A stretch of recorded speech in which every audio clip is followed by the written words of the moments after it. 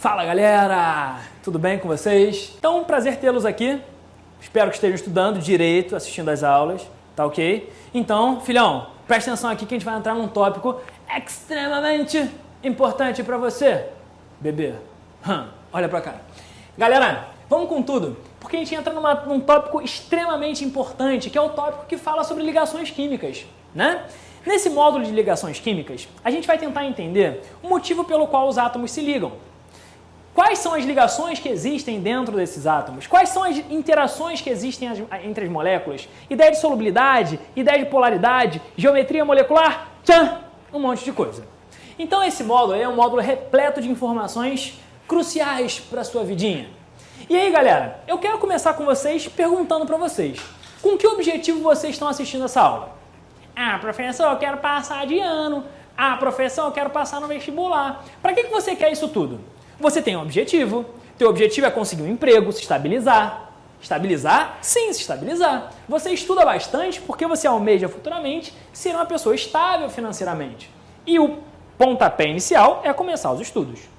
Quando a gente fala em termos de átomos, os átomos eles também tendem a se estabilizar.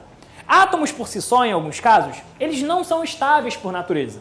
Eles precisam fazer alguma coisa, né, entre os átomos para que eles se tornem estáveis. Ao analisar cada um dos átomos que existem na tabela periódica, surge um grupo de elementos que não se liga a ninguém, que são os conhecidos gases nobres. Gases nobres, esses, o nome diz, o cara é nobre, é um cara, um átomo, uma espécie que já está estabilizada. Perfeito isso? É uma espécie que já está estabilizada. Então eles viram o seguinte, pô, os gases nobres são os únicos caras que não querem se ligar a ninguém. Pô, se eles não querem se ligar a ninguém, o que eles têm de mais diferente dos outros, que os outros sempre tendem a se ligar aos outros para conseguirem se estabilizar? Aí foram analisar justamente a ideia dos elétrons presentes nesses átomos e notaram que os gases nobres eram elementos que apresentavam, todos eles, com exceção de um, exatamente 8 elétrons na última camada. E aí eles perceberam que os átomos que circundavam esses gases nobres, os outros átomos que não eram nobres, eles quando se ligavam a alguém, eles tendiam também a chegar a ter 8 elétrons na última camada. Ou seja, qual era o objetivo de todo átomo? Ter a configuração eletrônica de um gás nobre. Ah, então um átomo vai tentar se ligar ao outro com o objetivo de tentar se estabilizar, tentar ter esse negócio que a gente chama de 8 elétrons na última camada. Eis que surge a primeira teoria importante dentro de ligações químicas. A teoria chamada de teoria do octeto, ou regra do octeto. Nessa teoria do octeto, a gente diz que um átomo ele vai se estabilizar quando ele adquirir 8 elétrons na camada de valência. Quando ele adquirir 8 elétrons na última camada. Com exceção de 2 elementos, que é o hidrogênio, que se estabiliza com 2 elétrons, e o hélio, que se estabiliza também com 2 elétrons. Todos os outros elementos vão tentar se estabilizar com 8 elétrons. Hoje a gente sabe que existem um pouco mais de elementos que fogem à regra do octeto. Só que não vai ser o foco para a gente nesse momento. Futuramente a gente fala um pouco sobre esses elementos que fogem um pouco à regra do octeto. Tá ok? A princípio a gente vai partir do pressuposto que todos os átomos querem atingir o octeto, com exceção do hidrogênio que é T2 e o hélio que já tem 2. Perfeito? Então galera, essa daí é a primeira ideia importante, regra ou teoria do octeto. Segunda ideia importante foi uma ideia que a gente viu lá na aula de tabela periódica, onde o cara fala sobre eletronegatividade. O que é eletronegatividade? Eletronegatividade é a tendência que um átomo tem em atrair elétrons dentro de uma ligação. Quanto maior é a sua eletronegatividade, maior vai ser a sua tendência de atrair elétrons. E aí, lá na aula de tabelinha periódica, você aprendeu que a eletronegatividade na tabela periódica crescia para cima e para a direita, sem contar com os gases nobres. Beleza? Então, a eletronegatividade crescia para cima e para a direita, sem contar com os gases nobres. Conclusão que a gente tira. Os elementos que estão localizados nesse campo da tabela periódica são chamados de ametais, ou seja, são os elementos da tabela periódica que apresentam as maiores eletronegatividades.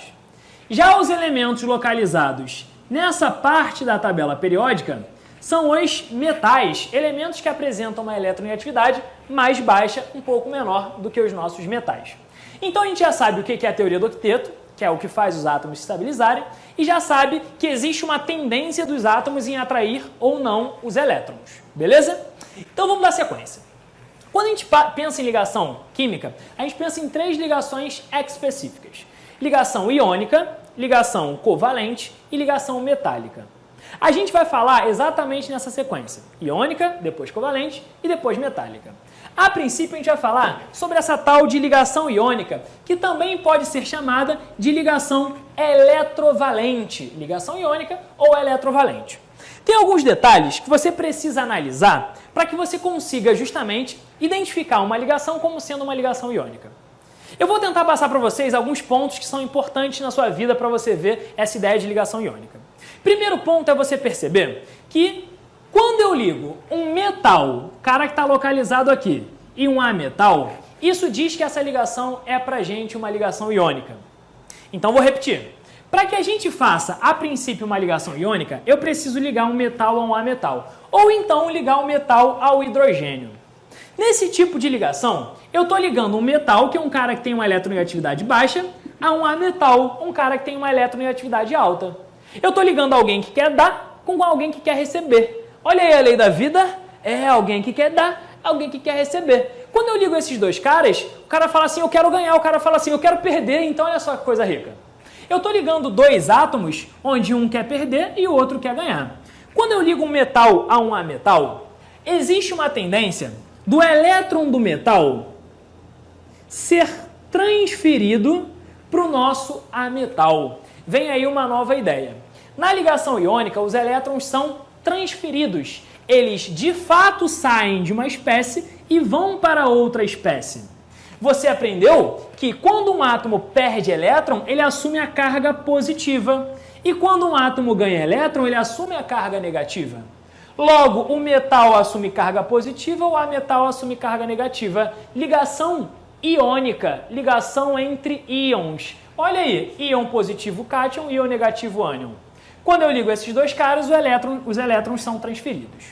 Em termos mais quantitativos, qual é o grande lance aqui? Cada elemento apresenta uma determinada eletronegatividade. Se eles apresentam uma determinada eletronegatividade, pode ser que a gente meça essa ligação justamente pela diferença de eletronegatividade entre os átomos. Quando a gente fala de eletronegatividade, a diferença de eletronegatividade para ser considerada uma ligação iônica, ela precisa ser maior ou igual a 1,7. Beleza? Então a gente vai fazer a diferença de eletronegatividade. Se for maior ou igual a 1,7, a gente tem aí uma ligação chamada de ligação iônica ou eletrovalente. Beleza?